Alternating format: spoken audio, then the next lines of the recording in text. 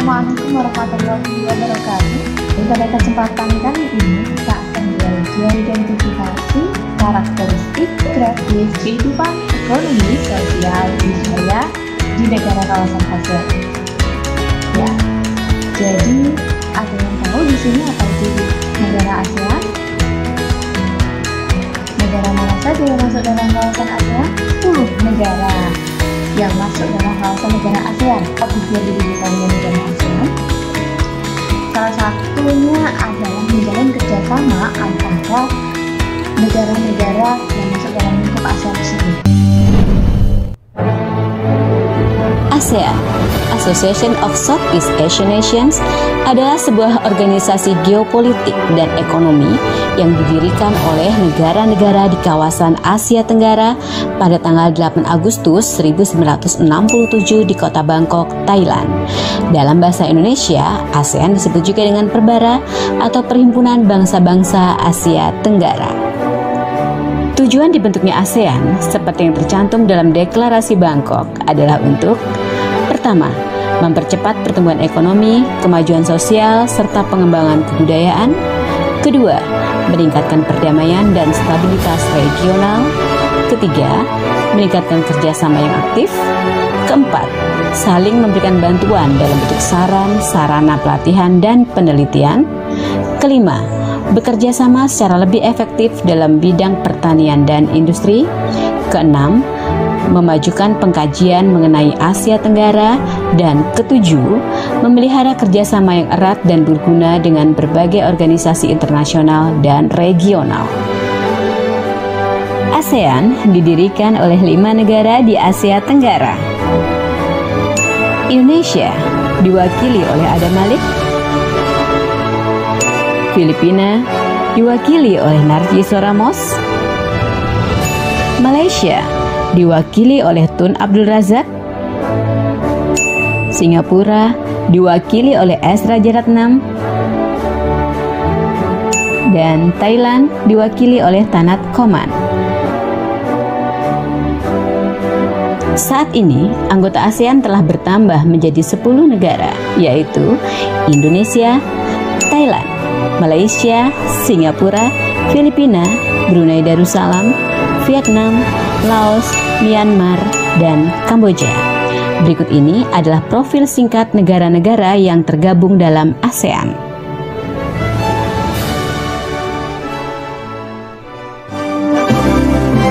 Indonesia. Indonesia adalah negara terbesar di ASEAN. Luas wilayahnya adalah 1.904.569 km persegi.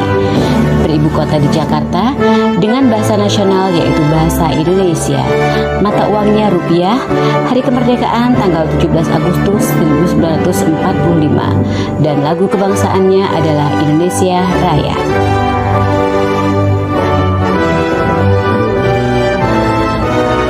Malaysia.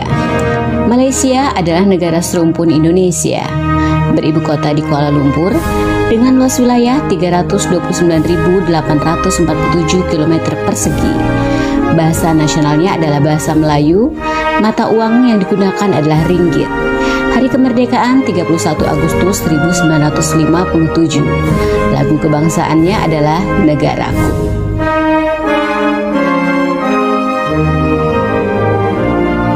Brunei Darussalam. Bergabung dengan ASEAN tanggal 7 Januari 1984. Negara ini beribu kota di Bandar Seri Begawan dengan luas wilayah 5.765 km persegi. Bahasa yang digunakan adalah bahasa Melayu dengan mata uang dolar Brunei.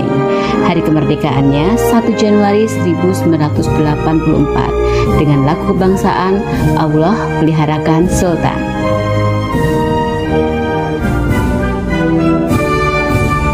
Singapura. Singapura adalah negara terkecil di ASEAN. Beribu kota di Singapura, luas wilayahnya 697 km persegi. Bahasa yang digunakan adalah bahasa Inggris, Melayu, Mandarin, dan Tamil. Mata uangnya adalah dolar Singapura dengan hari kemerdekaan 9 Agustus 1965. Lagu kebangsaannya adalah Majulah Singapura. Filipina. Filipina beribu kota di Manila dengan luas wilayah 300.000 km persegi. Bahasa yang digunakan adalah bahasa Filipino atau Tagalog dan bahasa Inggris. Mata uangnya peso dengan hari kemerdekaan 12 Juni 1898. Lagu kebangsaannya adalah Lupang Hinirang atau Chosen Land. Kamboja beribu kota di Phnom Penh. Luas wilayahnya 181.035 km persegi. Bahasa resminya adalah Khmer, mata uangnya Riel Kamboja, hari kemerdekaan 9 November 1953 dengan lagu kebangsaan No Courage. Tanggal bergabung dengan ASEAN 16 Desember 1998. Vietnam bergabung dengan ASEAN tanggal 28 Juli 1995. Negara ini beribu kota di Hanoi dengan luas wilayah 331.210 km persegi. Bahasa yang digunakan adalah bahasa Vietnam, mata uangnya Dong, hari kemerdekaan 2 September 1945 dengan lagu kebangsaan The Song of the Marching Troops.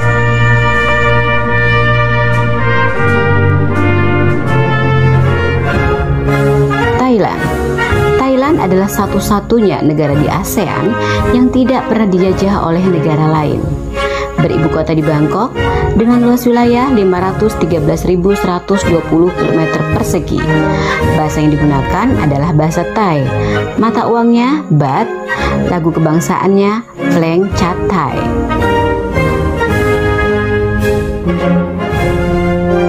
Laos beribu kota di Vientiane, bergabung dengan ASEAN pada tanggal 23 Juli 1997. Luas wilayahnya adalah 236.800 km persegi. Bahasa resminya Lao, mata uang Kip Laos, hari kemerdekaan 19 Juli 1949 dengan lagu kebangsaan Peng Sat Lao.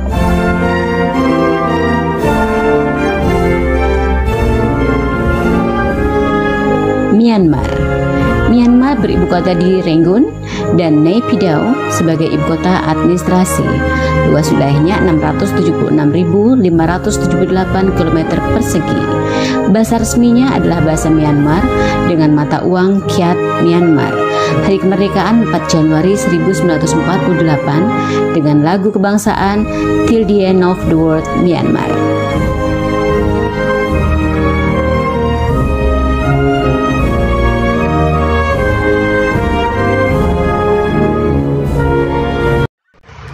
Jadi pada dasarnya didirikan negara ASEAN itu adalah untuk menjalin kerjasama antar negara-negara di kawasan Asia Tenggara.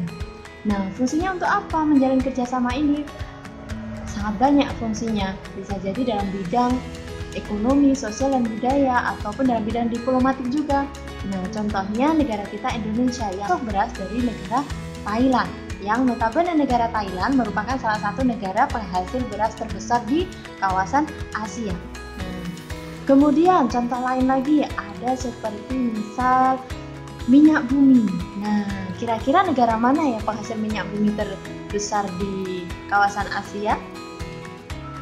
Brunei Darussalam. Ya, Allah memberikan sebuah negara bernama Brunei ini dengan kelebihannya, dengan banyak minyak buminya.